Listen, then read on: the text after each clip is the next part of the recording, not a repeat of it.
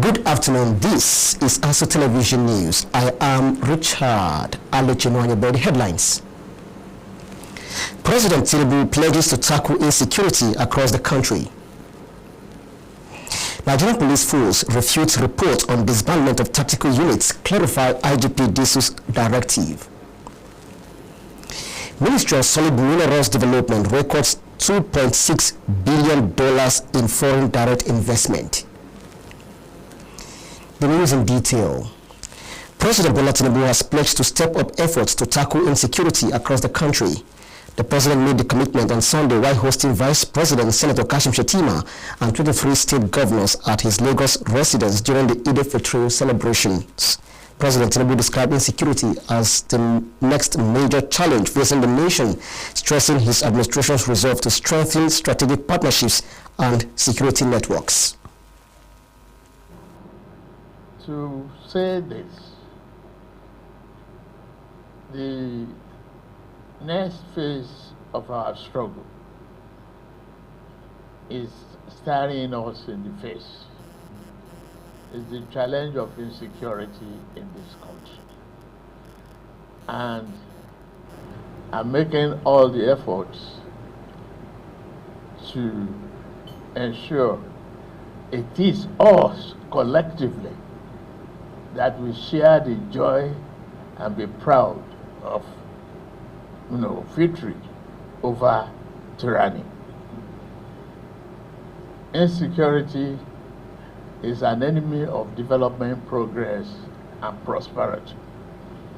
That's what insecurity is all about. He revealed that discussions held in the United Kingdom focused on securing equipment and operational support, adding that he recently held further talks with Emmanuel Macron, whose country is also collaborating with Nigeria in this regard. President Tinubu noted that efforts are ongoing to engage other nations for additional support. The president urged governors to prioritize the welfare of vulnerable citizens, particularly amid rising inflation linked to the ongoing crisis in the Middle East. The chairman of Abaji Area Council, Alhaji Abubakar Umar Abdullahi, has announced that agreements have been concluded to transition electricity supply in the council from the Abuja Electricity Distribution Company to solar power. Alhaji Abdullahi made the disclosure shortly after he was formally turbaned with the traditional title of Magajin Garin Abaji by the owner of Abaji and chairman of the FCT Council of Traditional Rulers, Alhaji Adamu Baba Yunusa, at his palace. He explained that the decision to switch from AEDC electricity to a solar-powered system was aimed at ending the persistent power challenges experienced by residents of the council for several months. The Abaji chairman attributed the prolonged electricity problems to what he described as saboteurs who are determined to deny the people of the area access to stable power supply.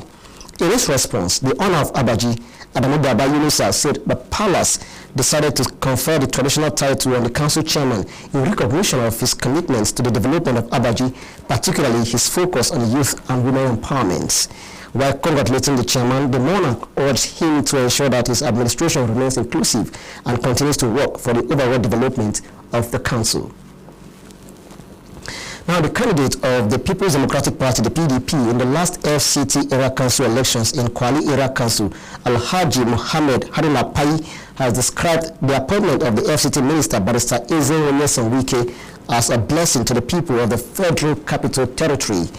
Pai, who is the Dan Malikin Pai, stated this after paying Salah homage to the Sarakin Pai, Alhaji Abubakar Sani Pai, as part of activities to celebrate this year's Eid al-Fitr. The Dan Malikin Pai said the FCT has never had it so good, especially in the rural communities, until the appointment of the FCT Minister, Barrister Wike. Watching me where I'm happy.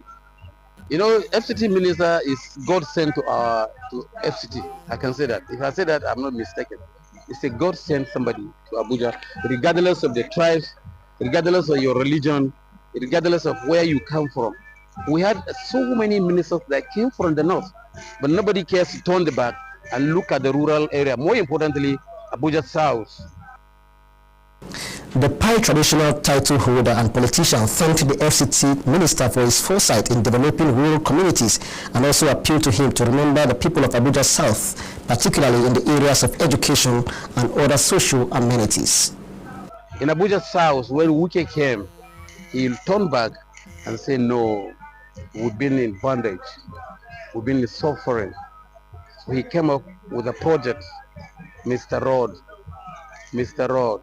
And I said, Mr. Rod, I congratulate him, and perhaps I also praise, may the Almighty Allah give him long life to go on with the project that remain for us in the FCT, more importantly in Abuja South. Because in Abuja South, most of our area councils and wards, we don't have standard hospitals, we don't have standard water treatment, water supply treatment, and perhaps a lot of us are suffering as far as education is concerned. We need the institutions, more importantly in Abuja North, more institutions in Kwale area council, that's the area council I came from. We need more institutions, perhaps even university. We have Pyro that has a virgin land. He can also help us and put one of the institutions over Abuja FCT University in Pyro.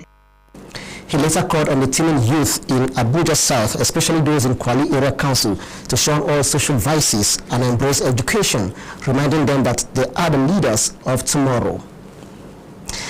The Sarkin Pai in Kwale Area Council, Alhaji Abubakar Sani Pai III, has called on his subjects to continue supporting government programs and policies in order to enjoy more dividends of democracy.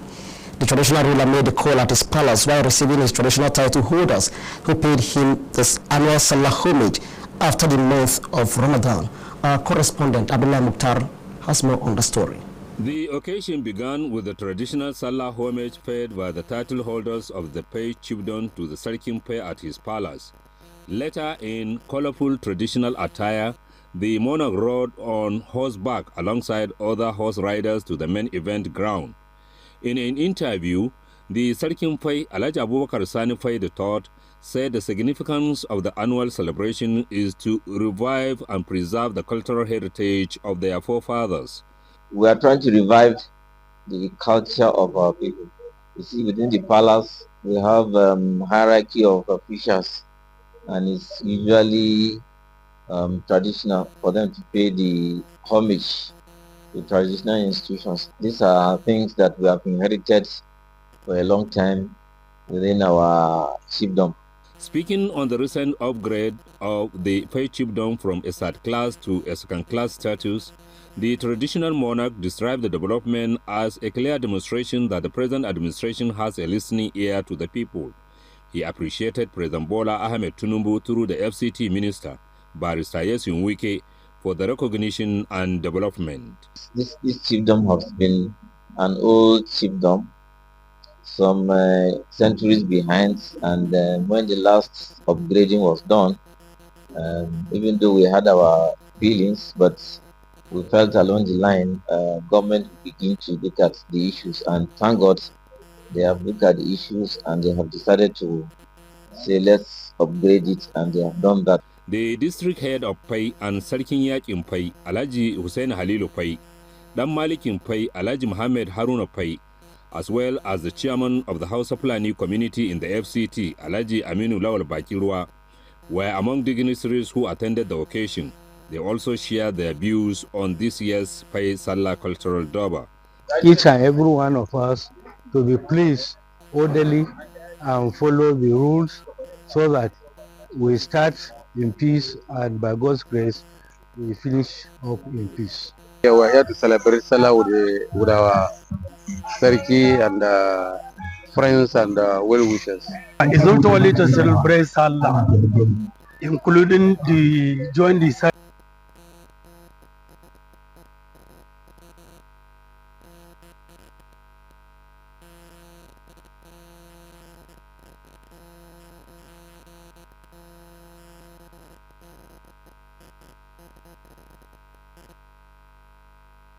The People's Democratic Party PDP faction, backed by the Minister of the Federal Capital Territory, Barrister Nyesom Wike, has alleged that Kabiru Tanimu Turaki-led National Working Committee has taken steps aimed at cancelling its March 29th and 30th National Convention.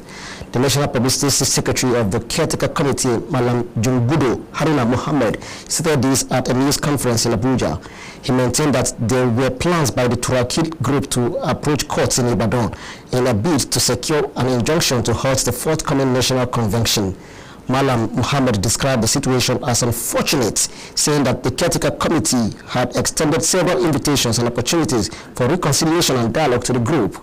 The spokesman urged Nigerians, particularly members of the party across the country, that the National Convention scheduled for the 29th and 30th of March 2026 will proceed as planned. He added that necessary arrangements have been concluded and that the party is fully prepared for a successful, transparent, and credible convention. The PDP remains committed to unity, internal democracy, and the rule of law. However, we will not allow the collective interests of our party to be derailed by actions that are clearly at variance with these principles.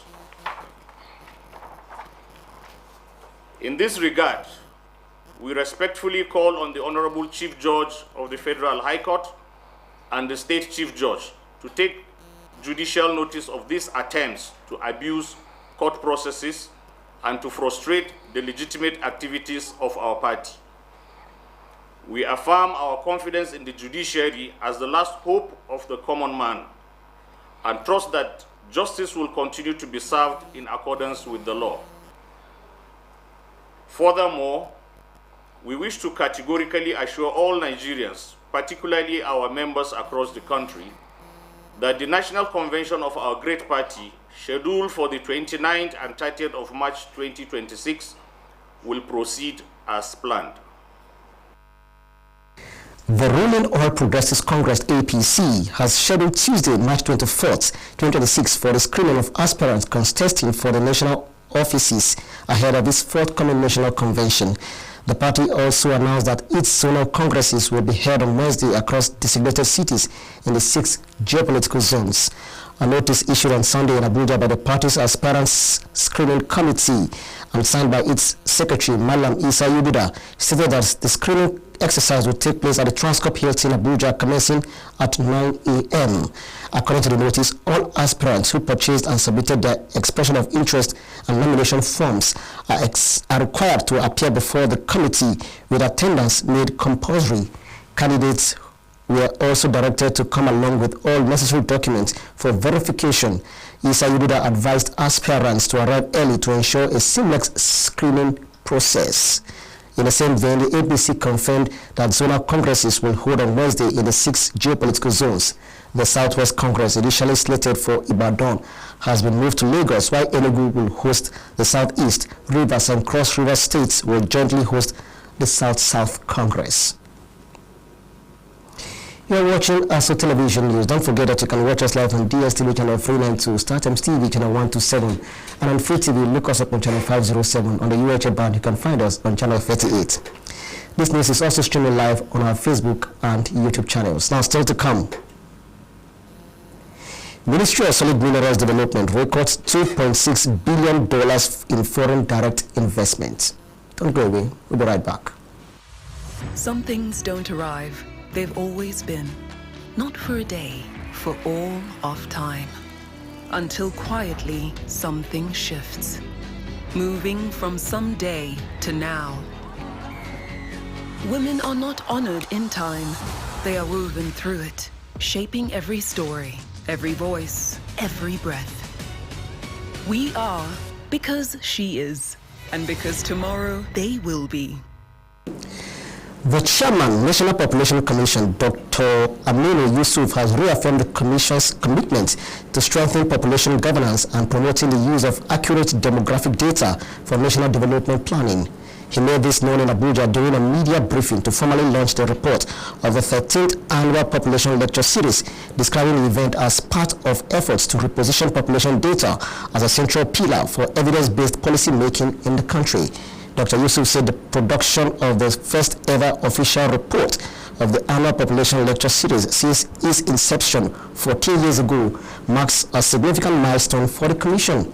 According to him, the development reflects renewed determination to institutionalize documentation, strengthen research capacity, and ensure that policy discussions and population issues translate into measurable and practical outcomes for national development. This effort aligns with our 7-point agenda and resonates strongly with Mr. President's Renew Hope agenda, which prioritizes institutional strengthening, improved data systems, and evidence-based policy making as essential drivers of national development.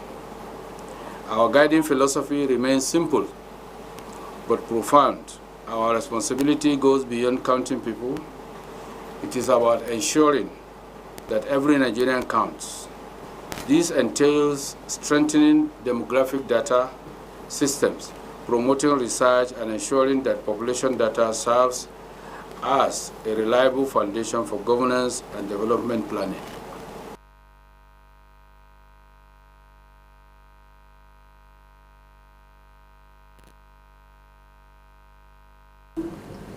Speaking on the theme of the lecture, Emerging Global Funding Realities, Impact on Population Activities, and the Need for Innovative Domestic Resource Mobilization, the MPC boss said the report highlights the growing uncertainty in international funding for population and health-related programs. Against this backdrop, the report we launched today goes beyond documentation. It provides a practical framework for strengthening the financing and sustainability of the population programs in Nigeria. Its impact, however, will depend on sustained collaboration, active stakeholder engagement, and a shared commitment to evidence-based action. With this collective resolve, population data will increasingly serve as a strategic instrument for national development in alignment with the Renew Hope agenda. Dr. Yusuf called on government institutions, development partners, civil society organizations, the private sector, and the media to actively support the implementation of the report's recommendations. He assured that the Commission will continue to promote transparency and accountability through the use of digital monitoring tools and regular performance reviews, expressing confidence that sustained collaboration will strengthen population programs and enhance national development planning. Now, the Nigerian Police Force has set the record straight following viral reports claiming that the Inspector General of Police, IGP Olatunji Disu, disbanded all tactical units nationwide. According to a statement issued by the Force Public Relations Officer, DCP Anthony Okon Placid, the reports are false and misrepresents the IGP's directive. DCP Placid said what the IGP actually ordered is a nationwide restructuring of tactical teams to curb excesses and improve efficiency. The police said the move became necessary due to the growing number of tactical units across commands, which has led to manpower shortages at police stations and increased complaints from the public. Under the new directive, tactical teams are to be reduced to 5 at state and zonal levels and 3 at area and divisional levels. Commanders have been given the discretion to merge or disband units to meet the new structure. The statement also clarified that state-backed outfits like the Lagos Rapid Response Squad and similar units are not affected. Placid said the reform is part of efforts by the IGP to build a more accountable and people-friendly police force while strengthening grassroots policing. Now, men of the Nigerian Navy under Operation Delta Sentinel have arrested 8 suspected oil thieves with 44,000 liters of illegally refined petroleum products in its efforts to rid the Niger Delta of illegal oil dealings. The suspected oil thieves were apprehended in the Degema, Obogoro, and Obologo general areas of River State. Disclosing this in Abuja on Sunday, 22nd of March 2026, the Director of Information, Nigerian Navy, Captain Abiodun Abidemi Folorunsho, explained that the arrest became possible while acting on intelligence on ongoing illicit activities within the area. He noted that the personnel of Nigerian Navy ship Pathfinder deployed an anti-crude oil theft patrol team, which led to the interception of 2 wooden boats laden with about 44,000 liters of suspected illegally refined automotive gas oil, AGO.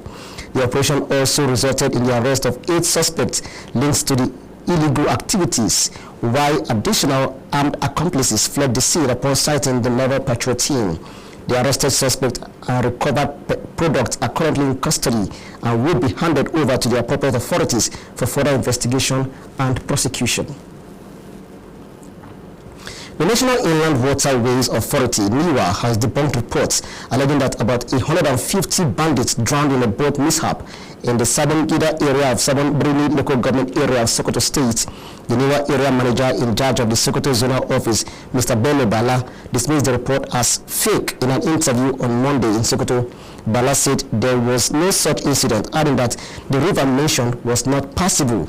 He appealed to the media to be wary of spreading misinformation and to be always verify news from credible sources, assuring that the authority was readily available to provide clarification.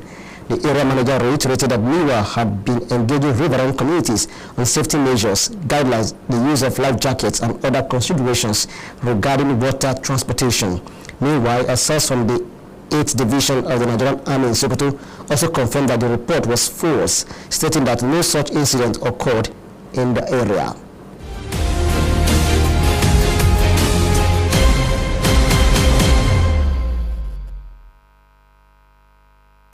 Minister of Solid Minerals Development, Dr. Bello Alake, has said that Nigeria has attracted over $2.6 billion in foreign direct investment into the mining sector in 2 years.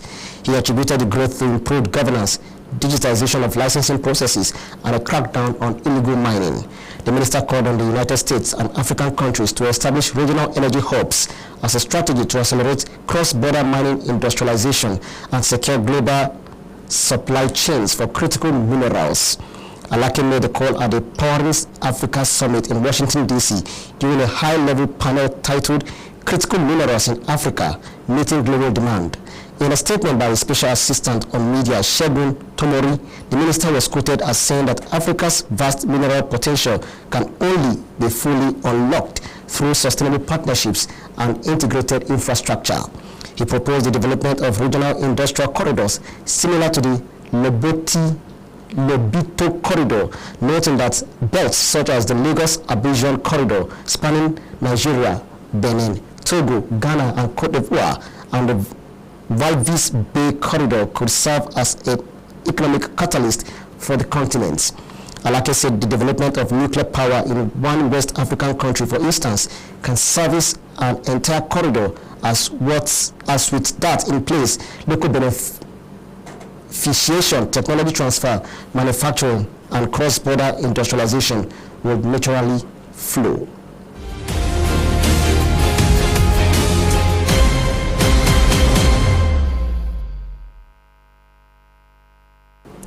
Iran's preparation for their upcoming international friendly against Nigeria have been thrown into disarray following the absence of key forward Sadr Asmoun amid escalating political tensions. Asmoun, one of Iran's most prolific strikers with 57 goals in 91 international appearances, has reportedly been dropped from the national team after a controversial public appearance involving Mohammed bin Rashid Al Maktoum. Further reports indicate that authorities have taken action affecting players based abroad, including Mehdi Gayedi and former international Soroush Rafiel, raising concerns about squad stability.